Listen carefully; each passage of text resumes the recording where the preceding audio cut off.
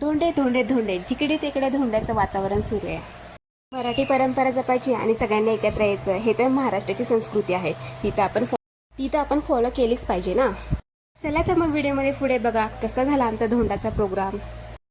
तसे ते उन्हाळ्याच्या सुट्टीमध्ये सगळे आधीच आले होते, पण आम्ही असं ठरवलं की गेटकडे जाऊन औक्षण करून सगळे आम्ही परत घराकडे यायचं. म्हणून बघा ना कसे छान छान तयार होऊन गेटकडे सगळे मी सांगत होते असं करा, नमस्कार करा वगैरे, सगळं ते फॉलो करत होते जावई आणि लेकी. मी आहे त्यांची वहिनी, तर मी करत आहे हे धोंड्याचा व्हिडिओ शूट्स. आणि हे आहे आमचे सासू सासरे आणि त्यांचे आई वडील. मी सगळ्यांना सांगितलं होतं की पहिल्या आपण नमस्कार करायचा आणि एक एक करून सगळ्यांनी एंट्री करायची. सगळे इतके खुश होते ना, कौतुक कोणाला आवडत नाही हो, सगळ्यांनाच आवडतं. म्हणून मी पण म्हटलं चला आपण पण त्यात थोडंसं सहभाग घेऊया. आणि अशामुळेच तर प्रेम, जिव्हाळा, आपुलकी वाढती नात्यामध्ये. जास्त काही नाही केलं, पण जेवढं पण केलं ते तुमच्यासाठी शेअर केलं. बघा हे असं डेकोरेशन केलं होतं मी. गडबड तर खूप होती, लहान मुले होती घरात, त्यांची गडबड सोडीत ते म्हटले मीच बसणार.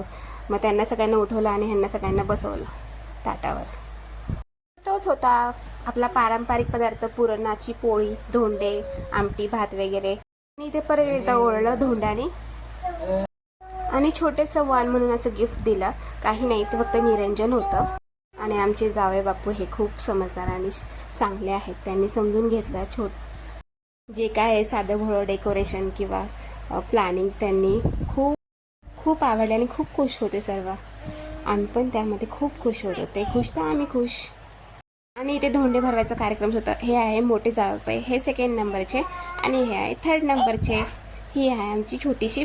तर कसा वाटला ब्लॉग इथेच एंड करते. लाईक करा, शेअर करा, सबस्क्राईब करा आणि मराठी मुलींना पुढे न्या, मराठी माणसांना पुढे न्या. त्यामुळे लाईक, शेअर, सबस्क्राईब. हे बघा हे खूप कॉमेडी आहेत आमचे दादा, हे सेकंड नंबरचे दादा. आणि हे होतं आपलं डेकोरेशन छोटंसं. चला like, share, subscribe please support करा. आणि आणखी नवनवीन व्हिडिओ पाहण्यासाठी लाईक, शेअर आणि सबस्क्राईब. मी सारखं तेच म्हणते, पण करा ना तुम्ही एकदा तरी.